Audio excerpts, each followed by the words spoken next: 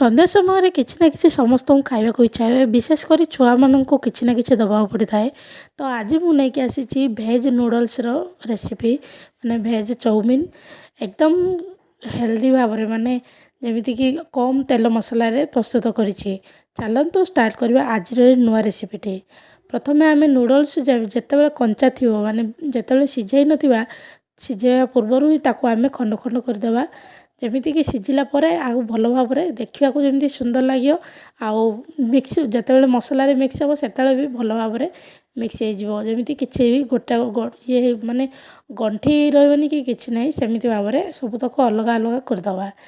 ତାପରେ ଆମେ କିଛି ପାଣି ନେଇଯିବା, ଯେମିତି ଷ୍ଟିଲ୍ର ପତିଲା ହେଉ କିମ୍ବା ଆପଣଙ୍କ ପାଖରେ ଯାହା ଥିବ ସେଥିରେ ପାଣି ନେଇଯିବା। ତାପରେ ଅଳ୍ପ ପାଣି ଗରମ ହେଲା ପରେ ସେଥିରେ ଆମେ ଯେଉଁ ପରିବା କିଛି ନେଇଥିବା ପକାଇଦେବା, ଯେମିତିକି ଗାଜର, ଟମାଟୋ, ବିନ୍ସ।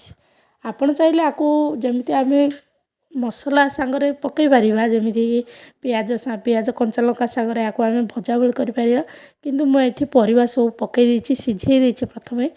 ତାପରେ ଅଳ୍ପ ସମୟ ସିଝିଲା ପରେ ନୁଡ଼ଲ୍ସ ପକାଇଦେବା। ସେଥିରେ ନୁଡ଼ଲ୍ସକୁ ବି ଅଧିକ ସମୟ ସିଝାଇବାକୁ ପଡ଼େନି, ସେଥିପାଇଁ ପ୍ରଥମରୁ ପରିବା ପକାଇଦେଲେ ଅଳ୍ପ ସମୟ ପରିବାଟା ସିଝିଯିବ। ତାପରେ ନୁଡ଼ଲ୍ସ ପକାଇଦେବା, ଯେମିତିକି ନୁଡ଼ଲ୍ସକୁ ବି ବେଶୀ ସମୟ ସିଝାଇବାକୁ ପଡ଼ିବନି।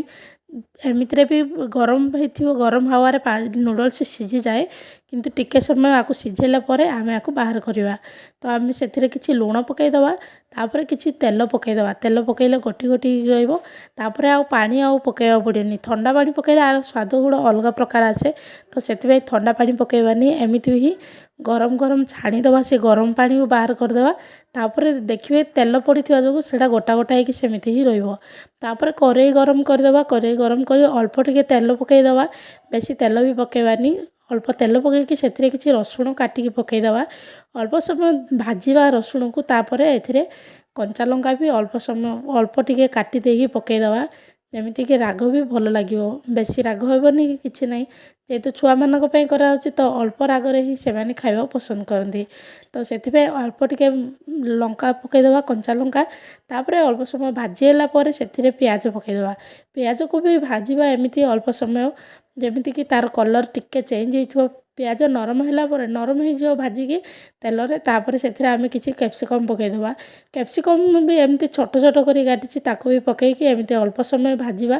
ତାପରେ ଅଳ୍ପ ଟିକେ ଲୁଣ ଦେଇଦେବା, ଯେହେତୁ ଆମେ ନୁଡ଼ଲ୍ସ ସିଝିଲା ବେଳେ ସେଥିରେ ଲୁଣ ଟିକେ ପକାଇ ଦେଇଥିଲେ ଅଳ୍ପ, ତ ସେଥିପାଇଁ ଆମେ ଏଥିରେ ଯେତିକି କ୍ୟାପ୍ସିକମ୍ ପିଆଜ ସାଙ୍ଗରେ ଲୁଣ ଦରକାର ସେତିକି ହିଁ ପକାଇବା ଆବଶ୍ୟକ ଅନୁସାରେ।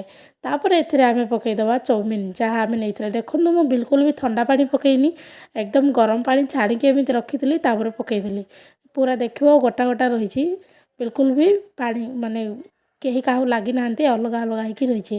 ସେଥିରେ ଆମେ ସୋୟା ସସ୍, ଚିଲି ସସ୍ ଆଉ ଟମାଟୋ ସସ୍ ସବୁ ଏମିତି ପକାଇଦେବା। ସାଙ୍ଗରେ ନୁଡ଼ଲ୍ସ ମସଲା ଏମିତିରେ ବି ମାର୍କେଟରେ ମିଳେ, ଏଥିରେ ଆମେ ନୁଡ଼ଲ୍ସ ମସଲା ମାନେ ଚାଉମିନ୍ ମସଲା ବି ପକାଇଦେବା।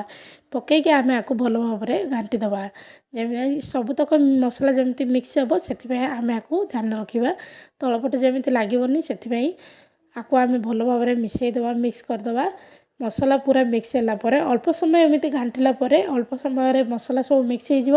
ଆଉ ସବୁ ପୁରା ପରିବା ସାଙ୍ଗରେ ଏଇଟା ପୁରା ଦେଖିବାକୁ ବି ସୁନ୍ଦର ଲାଗିବ। ଦେଖନ୍ତୁ ଆଜିର ନୁଡ଼ଲ୍ସ କେମିତି ହେଇଛି। ପ୍ଲେଟ୍ରେ ସର୍ଭ କରିକି ଛୁଆମାନଙ୍କୁ ଦେବେ, ଏକଦମ ବଢ଼ିଆ ଲାଗିବ। ତ ଯଦି ଭିଡ଼ିଓଟି ଭଲ ଲାଗିଥିବ ଲାଇକ୍, କମେଣ୍ଟ, ସେୟାର କରିବେ, ଆଉ ମୋ ଚ୍ୟାନେଲକୁ ସବସ୍କ୍ରାଇବ୍ କରିବାକୁ